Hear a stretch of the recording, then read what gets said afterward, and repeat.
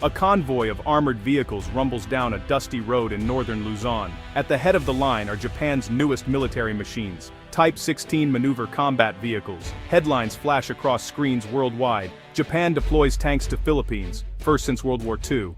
Sirens blare as military police clear the way. Onlookers line the route, their faces a mix of awe and curiosity. Cameras click rapidly, capturing every moment of this unprecedented event. The world watches as Japan's ground self-defense force brings its armor overseas. News anchors report live, voices urgent. This is history in the making, one says. Japanese and Filipino flags flutter in the tropical breeze, a clear show of unity. There's tension in the air but also hope.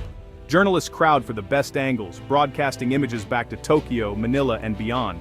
Local children press against barriers, wide-eyed at the sight of the tanks. Officers in crisp uniforms march with purpose, their every move watched by hundreds. The message is clear. Something has changed in Asia. The arrival of Japanese tanks on Philippine soil is more than just a military exercise. It is a headline moment, echoing far beyond the island's shores. The world senses a shift, a signal that old rules are being rewritten and new alliances are being formed.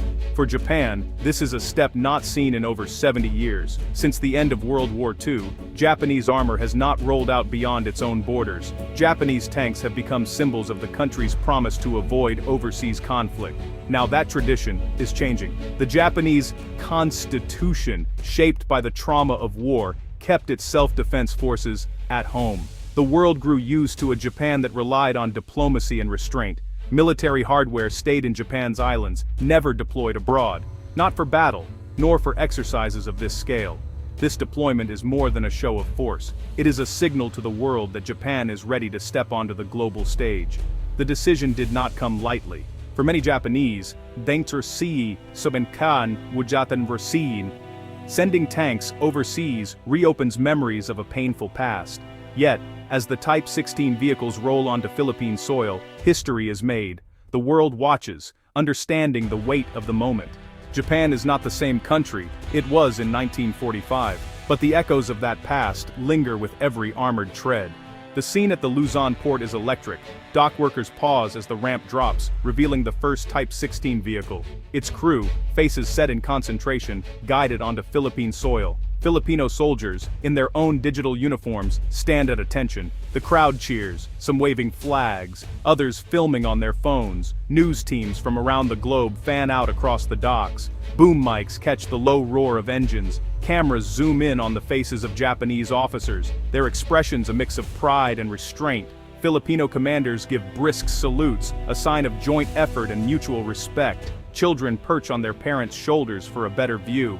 Vendors weave through the crowd, selling snacks and souvenirs, adorned with both countries' flags. The media spotlight is intense. Every handshake, every command, every drill captured and broadcasted in real time. Behind the spectacle, officers coordinate logistics. Maps are spread across tables.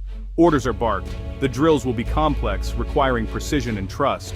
The world outside sees the tanks, but inside, the real work of building alliance has already begun. The sight of Japanese tanks on Philippine soil is powerful. For older generations, it brings back memories of a different era, one filled with conflict and occupation. Today, it means something very different. This is about protection and partnership, not conquest. The event symbolizes a new chapter in Japan-Philippines relations. Decades of quiet diplomacy have blossomed into open cooperation. Both nations face new threats, and both know they are stronger together. The tanks are more than steel and firepower. They are a message of unity. This deployment sends ripples across Asia. It tells allies that Japan is ready to stand by its friends. It tells rivals that the region is no longer divided. Filipino leaders praise the move, calling it a sign of courage and shared destiny. For Japan, the symbolism is profound. The tanks are not just military assets, they are proof that Japan trusts its neighbor and is willing to take risks for peace. For the Philippines, they are a promise that they are not alone. For decades, Japan's constitution, especially Article 9, has really defined its defense policy. After World War II, Japan pledged never to wage war as a means of settling international disputes. Its military was transformed into the self-defense forces, focused only on protecting the homeland. This tradition of pacifism runs deep. Politicians, teachers, and families all teach future generations about the horrors of war. Japan's self-defense forces have participated in peacekeeping and disaster relief, but never in combat abroad. Sending tanks outside Japan has for a long time been totally unthinkable. But, Asia is changing. Rising threats and shifting alliances have forced a rethink. In recent years, Japan's leaders have been debating the meaning of self-defense. Can they defend their friends as well as themselves? The arrival of Type 16 vehicles in Luzon is the answer. Yes, they can, and they will. This deployment marks a turning point. It doesn't erase Japan's pacifist ideals, but instead adapts them to a new reality. The world now sees a Japan that still values peace, but one that's willing to defend it with action, not just words. The South China Sea has become a flashpoint in Asia. China claims wide swaths of this vital waterway, building islands and deploying ships. Its growing military presence worries neighbors, especially the Philippines. Skirmishes between Chinese and Filipino vessels are now common. Japan watches closely. The sea lanes through the South China Sea are lifelines for its economy.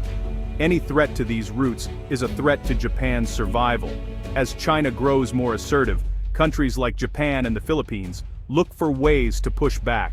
Joint military exercises send a message to Beijing: the region will not stand by. The arrival of Japanese tanks in the Philippines is part of this response. It shows that alliances are real, and that any aggression will be met with unity. This new military cooperation is not about provoking war, it is about making sure peace is maintained. The shadow of the South China Sea looms large, but with every joint drill, the shadow grows a little less dark. Japan is an island nation. Almost all of its oil and trade passes through the seas around the Philippines. These routes are its lifeblood. Any disruption, by pirates, by conflict, or by blockade, would be disastrous for Japan's economy and security. The Philippines, too, relies on open sea lanes. Its fishermen and traders need safe waters, but threats have grown in recent years, from piracy to foreign ships encroaching on its territory. Alone, either nation is vulnerable. Together, they are far stronger. This joint deployment shows that Japan is willing to help defend the region's commons. It is not just about protecting territory. It is about securing the flow of goods, energy, and people. Japan's tanks in Luzon are a visible commitment to keeping these lanes open. For both countries, the message is clear. Security is shared. The defense of one means the defense of all. The sea lanes that connect Japan and the Philippines are now shielded by a powerful, new alliance. The Type 16 maneuver combat vehicle is modern, fast, and versatile. Built for mobility, it can move quickly across islands and rough terrain. Its 105mm cannon is powerful enough to deter threats, while its armor keeps its crew safe from small arms and shrapnel. Unlike heavy tanks, the Type 16 is designed for rapid deployment. It can be flown in or shipped by sea, then quickly brought into action. This makes it ideal for defending islands, exactly the kind of challenge Japan and the Philippines now face. During joint drills, Filipino and Japanese soldiers train together. They practice coordination, communication, and combined tactics. The Type 16 becomes not just a weapon, but a bridge between two militaries. Every exercise builds trust and sends a message to the world. The arrival of the Type 16s changes the game.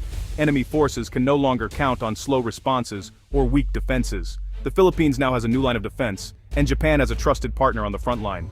The deployment of Japanese tanks to the Philippines marks a new era for Asia. Old boundaries, political, military, and psychological, are being crossed. Japan's willingness to send armor abroad shows a commitment to regional stability and collective security. Allies across the region take note. The United States, long the main guarantor of security in Asia, welcomes Japan's new role. Smaller countries see hope in stronger partnerships. Even rivals must reconsider their strategies, knowing the region is less divided than before. This is not just about tanks or drills, it is about trust, cooperation, and the willingness to defend peace together. The world watches as Japan and the Philippines forge a new path, one that balances the lessons of history with the demands of the present. As the sun sets over Luzon, the Type 16s stand ready. The message is clear. Asia's security landscape is changing. Japan is no longer simply a spectator. It is now an active player, shaping the future of the region for generations to come.